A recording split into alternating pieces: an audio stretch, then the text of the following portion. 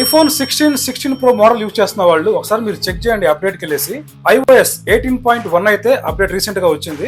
దీంట్లో వీళ్ళు చాలా వరకు అన్ని బగ్స్ కూడా ఫిక్స్ చేశారు. అప్డేట్ కి ముందు మనకి ఐఫోన్ 16 ప్రో మోడల్స్ లో టచ్ రెస్పాన్స్ సరిగ్గా ఉండేది కాదనమాట. ఒక్కోసారి మనకి క్రాష్ అయిపోయేది ఆటోమేటిక్ యాప్ కూడా. ఇప్పుడు దాన్ని అయితే వీళ్ళు సాల్వ్ చేశారు.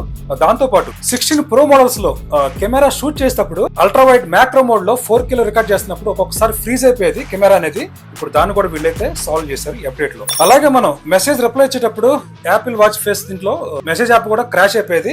దాన్ని కూడా వీళ్ళైతే సాల్వ్ చేశారు. అల్టిమేట్ గా మనకి ఐఫోన్ 16 మోడల్స్ లో దాని పెర్ఫార్మెన్స్ కూడా చాలా వరకు అయితే ఇంప్రూవ్ చేశారు ఈ అప్డేట్. మీకు గనక ఈ అప్డేట్ రాకపోతే సెట్టింగ్స్ కి వెళ్ళండి. సెట్టింగ్స్ లో జనరల్ కి వెళ్ళండి. జనరల్ లో మీరు సాఫ్ట్వేర్ అప్డేట్ దీనిపైన మీరు ట్యాప్ చేస్తే ఆటోమేటిక్ గా మీకైతే ఈ అప్డేట్ అనేది కనిపిస్తూ ఉంటుంది.